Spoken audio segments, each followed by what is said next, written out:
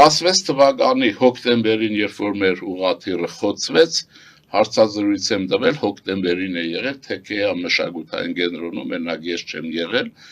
եղել է երջանկահիշատակ Շիրխանյանը, Վաղարշակ Հարությունյանը, եթե հիմա կհիշի եւ կհաստատի, եւ մեզ շատ սիրելի կոմանդոսը, ես եմ եղել քաղաքագետ, եւ ես հայտարարել եմ, որ Արցախյան հարցի խաղ զարգացման շրջանը այլևս ավարտվեց, կյանքը փոխվեց, հիմքերը փոխվեցին, հիմա պիտի ուրիշ բան ասվի, որ նույնիսկ հետո որ զրույց եղավ, բանն ասեց մեր Շիրխանյանը սուրճ էին խմում, մարդ եղել էլի դրա համար, գաղտնիք չի որ ասում, ասեց գեներալները հավաքվել են խաղաղությունից են խոսում, քաղաքագետը մեզ ասում է պատերազմի պատրաստվեք, որովհետև ընտրությունը մերը չէր,